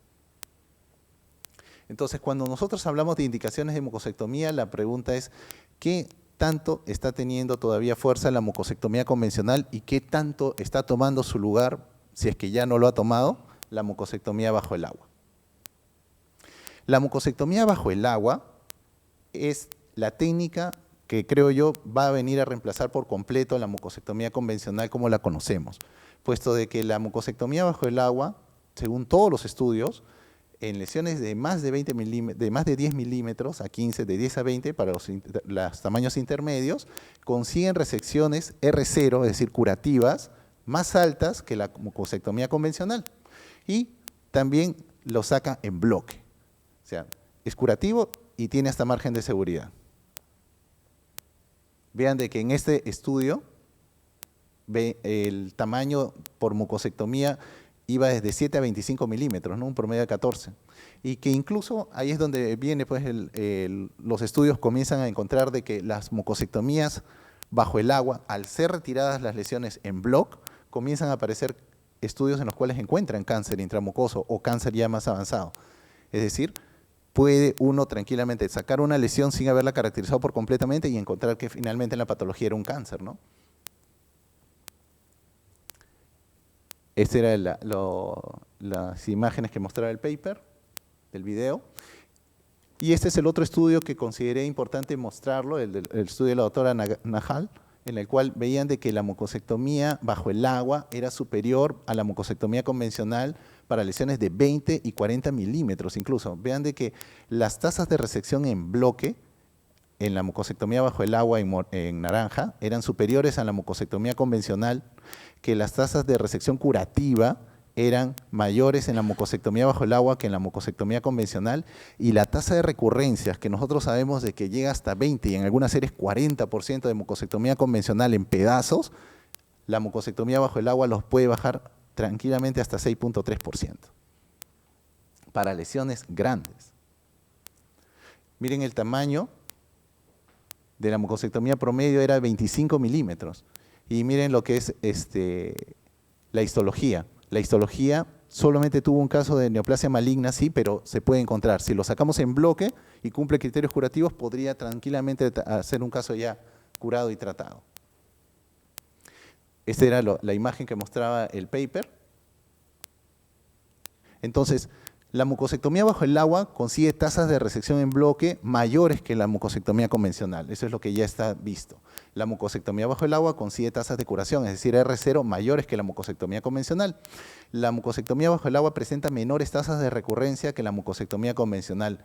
Y se ve que puede ser aplicable incluso conforme vayan apareciendo más estudios en cánceres de tipo temprano medianos. Incluso yo diría que aquí agregaría algo más, de que la curva de aprendizaje de la mucosectomía bajo el agua es más corta que de la mucosectomía convencional. Entonces, aquí se desprende esto, ¿no? El motivo de la charla. Entonces, la mucosectomía bajo el agua puede competir contra la disección. Solamente he encontrado este único estudio en toda la revisión bibliográfica que he hecho, que es mucosectomía bajo el agua versus disección endoscópica para lesiones de 20 a 30 milímetros. Y es importante porque es un estudio del grupo japonés de Osaka, el del doctor Noriya Uedo. Este estudio fue una evaluación retrospectiva, se evaluaron 125 mucosectomías bajo el agua y 306 disecciones, eligiendo 74 pacientes por grupo. Al inicio del estudio, solo se incluyeron lesiones de 10 a 25 milímetros, diagnosticadas endoscópicamente como adenomas o displasias de alto grado. Pero luego la indicación, miren, siendo japoneses y haciendo disección, se expandió a adenomas con displasia de alto grado de hasta 30 milímetros y cánceres superficiales de hasta 25 milímetros, en los cuales la resección en bloque era obligatoria. Es decir, ellos pueden sacar un cáncer intramucoso que ellos predigan de hasta 25 milímetros por técnica de mucosectomía bajo el agua. ¿Qué encontraron? Que las tasas de resección en bloque, si bien es cierto son altas, no pueden competir contra lo que es disección. Que las tasas R0, si bien también son altas, no compiten nunca contra lo que es disección. Y el estirpe histológico siempre va a encontrar más cáncer en lo que es disección, puesto de que es la indicación, versus lo que es mucosectomía bajo el agua. Pero lo que sí tiene para competir es que la recurrencia local y el intervalo en meses libre de enfermedad son iguales, según este estudio. Entonces, ¿qué concluían? Que para lesiones colorectales de 20 a 30 milímetros, la mucosectomía era comparable a la disección en cuanto a lo que es recidiva y recurrencia, en detrimento de no tener tasas de resección en bloque ni tasas curativas. Mucosectomía podría ser una opción de tratamiento especialmente para lesiones de 20 a 25 milímetros sin sospecha de cáncer invasivo. Y que obviamente estudios a largo plazo van a tener que ser necesarios para poder demostrar esto. Pero sin embargo es el primer paso. Y siendo un estudio de tipo japonés. Entonces estamos ante algo un poco confrontacional, ¿no? Porque ahora sí ya pareciera que una parte está, pues, disección contra lo que son mucosectomías bajo el agua. Y es cierto porque hay mucha literatura en la cual cada vez se está tocando más este tema, ¿no? Este estudio, por ejemplo, este editorial, perdón, de 2021, a raíz del estudio de la doctora Nahal, hecha por el doctor Saito, decía pues de que la mucosectomía bajo el agua podría ser aplicada para lesiones de 20 a 30 milímetros como una técnica de opción preferida, ¿no? Y sin embargo, las lesiones de 30 sí o sí deberían ser consideradas para disección. Miren de que un japonés permitiendo mucosectomías para lo que es tratamiento de cánceres tempranos. Y está el otro extremo de la balanza, ¿no? El doctor Ken Ohata, el cual menciona en este paper de largo plazo, de 5 años de evolución, cómo es de que la disección endoscópica puede ser aplicable para todo tipo de lesión que sea mayor de 20 milímetros, puesto de que tiene alta tasa de preservación de órgano, alta tasa de supervivencia libre de enfermedad y unas tasas de perforación en su serie de 0.3%. Envidiable, la verdad. Vean de que toda lesión de más de 20 milímetros y toda histología fue lo que el doctor Ohata hizo en su revisión. Entonces, para él, la conclusión era que, dadas las expectativas a largo plazo, la disección podría ser considerada el estándar de tratamiento para toda lesión de más de 20 milímetros. Muy, muy, muy debatible, pero sin embargo, en un centro en el cual tenga tanta expertise de disección para no tener tasas de perforación elevadas y no tener complicaciones, realmente quizás podrían ellos sí tener ese tipo de conclusión, ¿no? Ya finalizo con esta última parte, en el cual vean esta lesión que nosotros tuvimos en el hospital, una lesión grande, un LST nuevamente granular heterogéneo, en el cual se hace la evaluación completa, no se evidencia ningún patrón de tipo invasivo, todos es 3L o algunos con patrón de giro, no hay ulceración ni depresión central, vemos de que lo estamos sumergiendo y podemos ver claramente el área donde podríamos poner el asa y así lo hacemos. Y esta lesión salió en 1, aquí estamos poniendo el segundo enlace, en 2 y en 3 fragmentos. Y se pudo cerrar por completo. El resultado patológico de esta lesión fue un adenoma con displasia de alto grado. Curativo. Este fue otro, este ya sí tiene un video, un varón de 83 años con esta lesión, un LST granular heterogéneo nuevamente, en colon derecho, que es el principal temor, ¿no?, que podríamos tener al resecar una lesión. Lo vamos a ir mirando, vean toda la superficie granular. Nosotros cuando vamos haciendo la evaluación, vamos también ensayando la posición, vemos lo que es la gravedad. El lumen del colon, nosotros lo llenamos, antes lo llenábamos con agua destilada, actualmente lo llenamos con lo que es suero salino, puesto de que revisamos de que habían casos de intoxicación por agua. Entonces usamos ahora cloruro, pues normalmente podemos tranquilamente llenar el colon con 2 o hasta 3 litros de agua. Siempre usamos un CAP.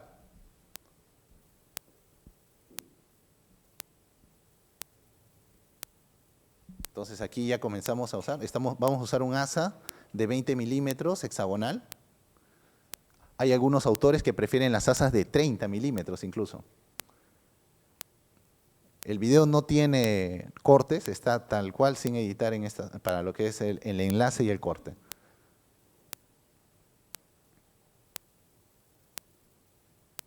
Vean cómo vamos posicionando el asa, tratando de encontrar, siempre tomar mucosa sana, ¿no?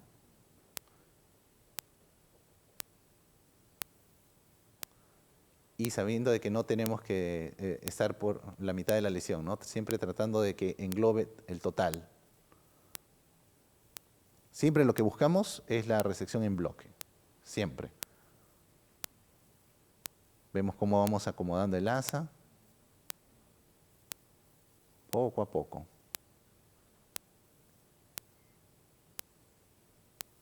Colon derecho, como siempre, pues ustedes ven que es inestable, pero el agua y la distensión que genera la misma hace de que se estabilice un poco. Ahí vean de que ya el lado izquierdo se pudo liberar y puede coger casi ya toda la lesión, y ahí hacemos lo que es el enlace.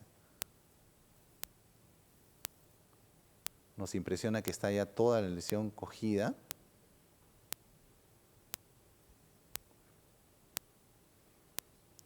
Y aquí al respecto de esto, nosotros hemos revisado que hay múltiples indicaciones del seteo, pero lo que nosotros usamos es el seteo convencional de mucosectomía, el 216.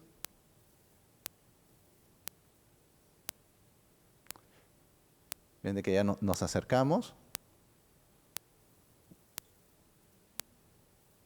Una buena parte de la lesión ya ha sido resecada. Está la grasa de la submucosa, como ya había mencionado el doctor Chirinos. Y vemos de que solamente falta otro fragmento. Siempre se busca la resección en bloque. Por desgracia, las asas que nosotros tenemos son de solo 2 centímetros, ¿no? Vean cómo podemos seguir echando agua.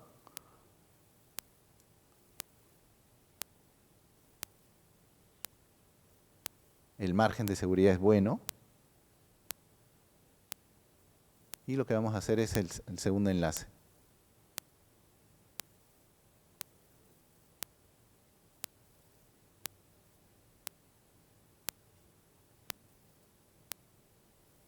Siempre tratando de tomar mucosa sana abajo.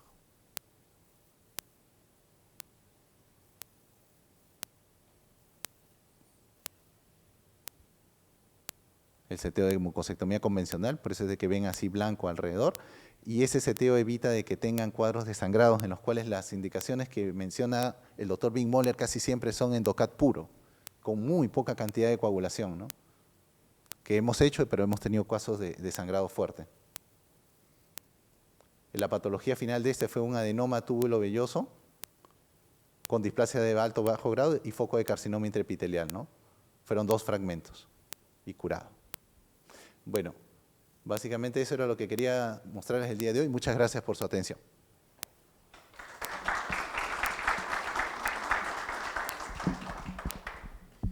Invitamos al doctor Marín y al doctor Chirinos para poder responder algunas preguntas del público presente.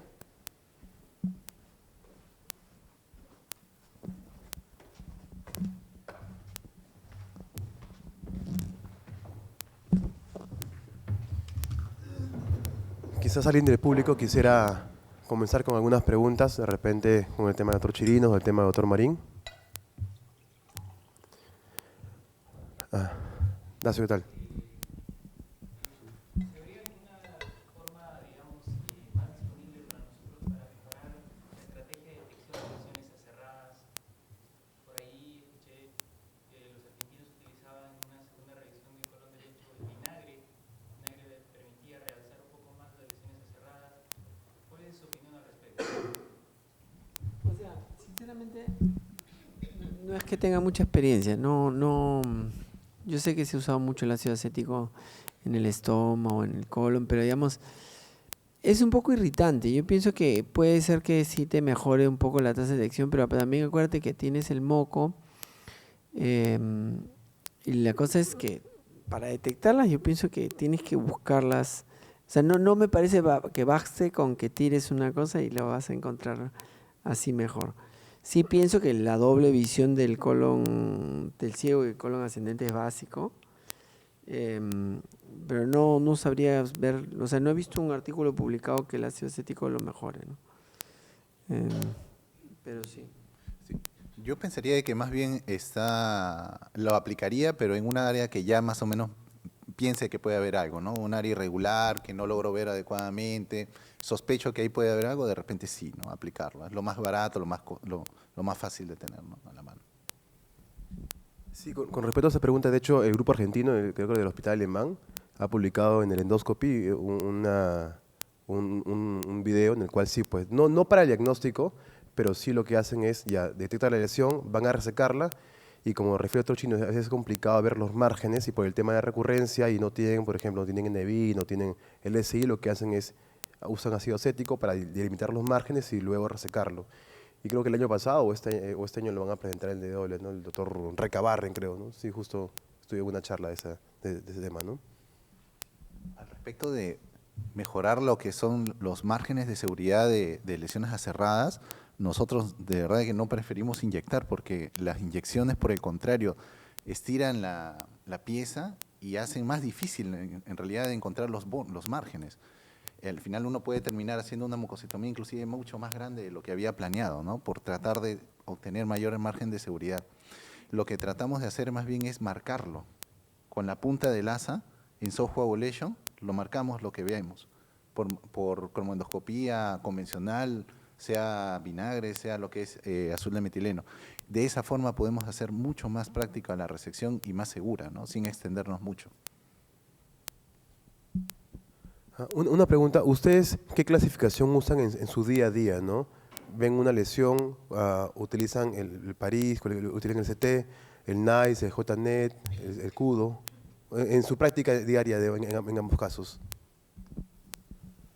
Sí, en mi caso, bueno, París siempre, ¿no? Para ver la morfología y luego ya hago mucho CUDO, pero también trato ahora últimamente incluir JNET, ¿no?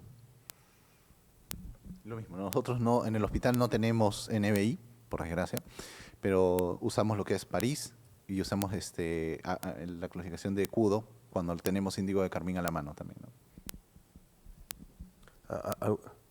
Doctor Larreas. Una vez extraída la muestra, el patólogo, ¿cuántos cortes hace la muestra de una lesión de 20 a 30 milímetros? No hace un número de cortes quizás, pero sí trata de respetar en la medida que pueda lo de los 5 milímetros de espesor, ¿no? Pero hemos visto nosotros que a veces hasta esos cortes no son suficientes, ¿no? Los japoneses incluso dicen que debería ser 3.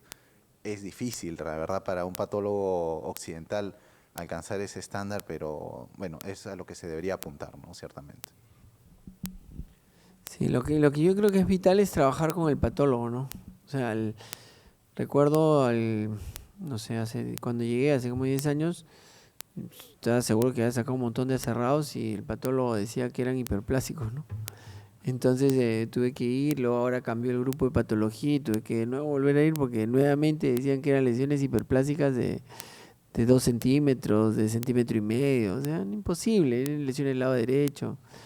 Entonces, lo que sí creo es que efectivamente, como dicen, el patólogo tiene la última palabra, pero hay que convencerlo qué palabra es. Porque, digamos, no es que lo dejemos a ellos y ellos lo van a dar tal cual. Hay que estar encima y comentarle. Igual como lo de la displasia, también le he empezado a decir, oye, pero si tiene que ser solo displasia en principio. Y ya lo están empezando a poner. O sea, no es un proceso que necesariamente lo van a hacer de manera automática, porque los patólogos a veces están a 1000 cosas, ¿no? Todas las patologías de todo el área del cuerpo va cambiando, entonces nosotros tenemos que acompañarlos en este proceso. Me acuerdo que también le llevé la guía japonesa en inglés de cómo tiene que ser el procesamiento para los cánceres tempranos de estómago, ¿no? Y le dije, mira, así es como tiene que ser cortado, ¿no? Porque si no, tiene que ir de la mano, pero hay que pasar tiempo con ellos. Doctor Parra. A propósito de lo que menciona el doctor Chirinos, efectivamente, en el caso de las lesiones cerradas, debido a las dificultades que hay para los patólogos en su reconocimiento y la gran variabilidad interobservador también, se acuñó pues, el término de los pólipos cerrados clínicamente significativos, en el cual tomaban en cuenta las lesiones cerradas tépides, los no más cerrados tradicionales, y los pólipos hiperplásicos que fueran proximales al sigmoides o los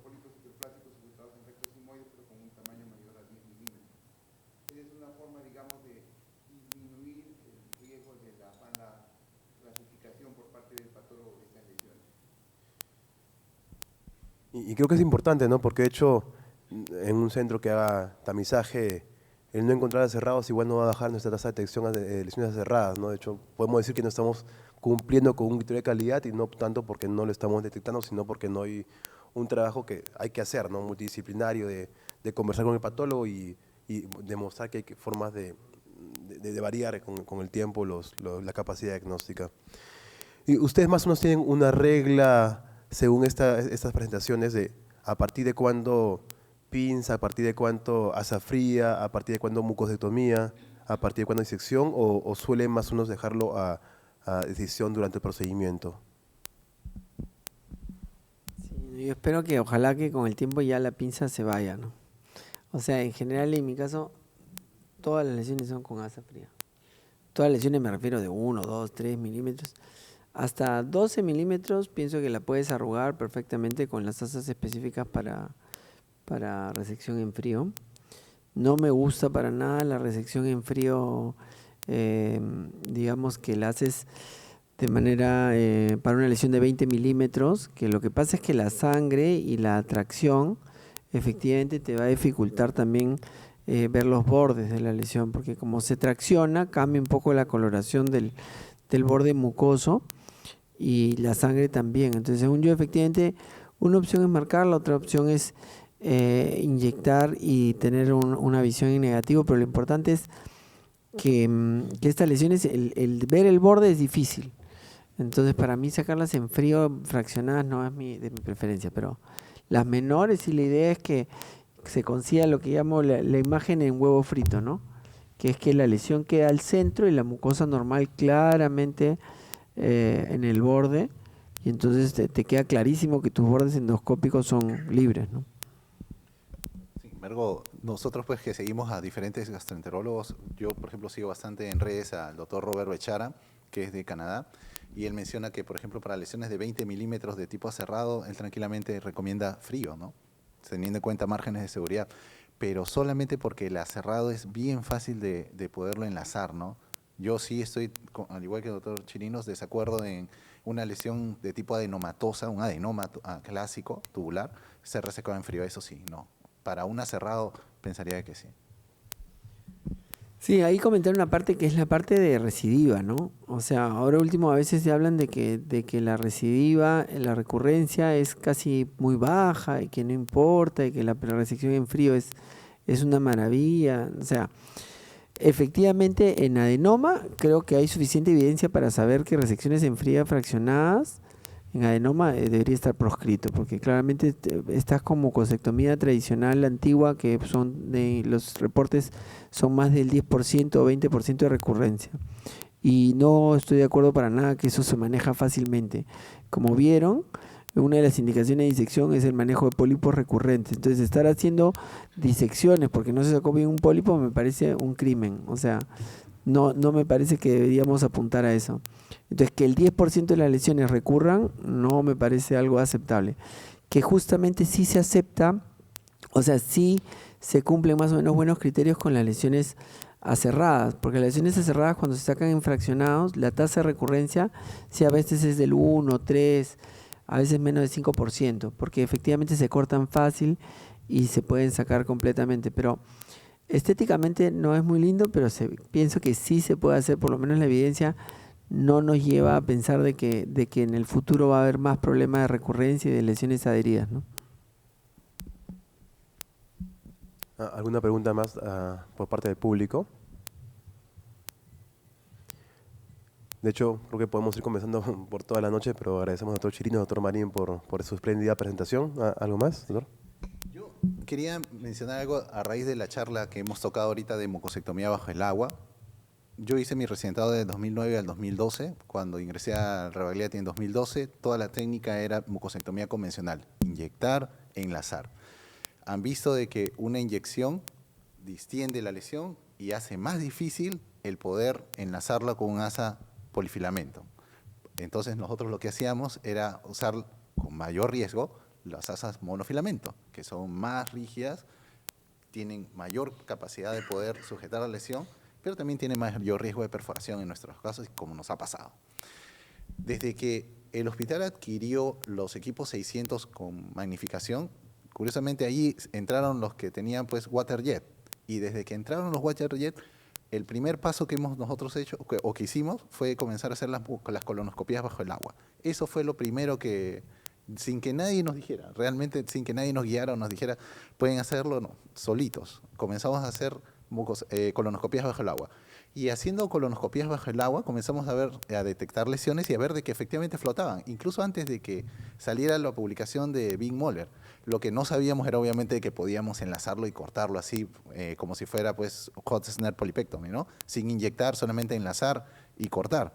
Entonces, bueno, seguíamos haciendo la mucosectomía convencional, pero ya cuando sale cada vez más y más evidencia de que la mucosectomía bajo el agua será el estándar más adelante, y hay varios recientes acá, pienso yo de que eso es lo que va a venir a reemplazar la técnica de mucosectomía convencional para lesiones incluso planas. Tuvimos el año pasado al doctor Hugo Chima, que estuvo con nosotros en el curso de Rebagliati, y él nos mostró una técnica muy, muy interesante que él es de su autoría, que son variantes de la mucosectomía bajo el agua, en el cual él usa un capuchón para una lesión deprimida, succionarla y crearla como si fuera una lesión sésil. Entonces, hubo una presentación de un caso, un video anecdótico que tuvimos una lesión de, creo, 40 milímetros, y sí hubo demasiada emoción y mucho ímpetu de repente de parte del doctor Chima, pero realmente, o sea, lo sacó, se perforó, pero lo sacó.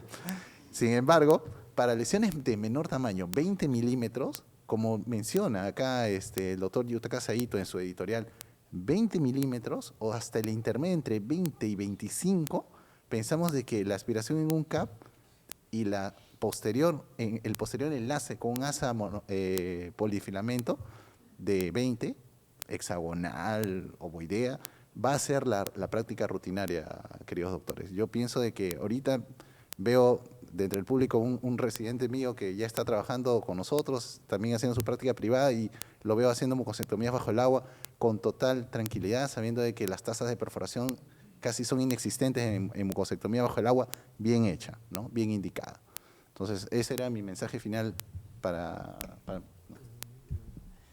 Sí, ahí yo sí pienso que hay una curva que no hay que tratar de perder. O sea, es como, por ejemplo, si sabemos que en una CEPRE, digamos, difícil, hay que hacer una fistulotomía relativamente rápida, y que la fistulotomía es importantísima hacerla, ¿no? Porque va a prevenir que haya una pancreatitis y uno se empecina en hacerla por vía tradicional. Y pienso que pasa un poco lo mismo con la parte de la mucosectomía bajo el agua. Es decir, una vez que sabes hacer CEPRE normal, pasas a hacer fistulotomía, ¿no? No te enseñan a ir directo a hacer una fistulotomía la primera porque no canulaste en tu primera CEPRES. Entonces, el tema es que yo creo que hay que conocer mucho el manejo del asa, la sensibilidad del cierre, ¿no? Pienso que eso es un proceso que se va cogiendo y que efectivamente puede ser que sea muy segura, pero estamos hablando muchas veces, todos los centros que publican son centros que tienen muchos años haciendo mucosectomía bajo el agua, igual como en el Rebagliati también tienen mucho tiempo de mucosectomías tradicionales también y conocen mucho de lo que es mucosectomía. Entonces pienso que es muy importante que la persona conozca la sensibilidad de tener músculo cogido, vea lo que es movilizar el tejido y ver cómo se mueve una cosa que solamente está pediculada y flotando versus una lesión. Y también la otra parte importante es la del diagnóstico óptico, ¿no? O sea, no es que podamos hacer fácilmente, si no hay todo un proceso de estudio y de aprendizaje, el conocimiento de qué lesiones están, digamos, con adherencia de la submucosa por invasión submucosa, en la cual efectivamente la disección está muy bien indicada porque incluso es más segura para el riesgo de perforación. Entonces es un proceso que sí me parece importante que las personas vayan queriendo, y luego después de conocer esa curva pienso que sí va a tener un espacio muy importante de la mucosectomía, coincido con el doctor Marín, pero sí es importante todo ese proceso previo, me parece, para la seguridad. tener una mayor cantidad de herramientas a la mano, ¿no? Sí, todas las técnicas conocidas son buenas. Sí, pues de todas maneras que es una herramienta más, ¿no? Es una herramienta más. De hecho, a veces estamos en el hospital o en la clínica y vemos un paciente mal preparado, se ve la lesión, bueno, no podemos inundarlo, ¿no? Aplicamos la como mucocetomía convencional, ¿no? De hecho, el que se entrena tiene que estar entrenado en todas las herramientas, asa fría, ¿no? Inclusive, ¿no? El tomar biopsias, ¿no? Una colonoscopía es difícil, ¿no? Y es el primer momento en el cual el paciente, el residente se entrena en posicionar la lesión, ¿no? Que después de ese posicionamiento va a ser la base para una mucocetomía, una disección. De todas maneras, muchas gracias nuevamente. De hecho, ha sido espléndida la diserción, ha sido muy interesante cada experiencia personal. Y nada, muchas gracias por la presencia también de todo el público.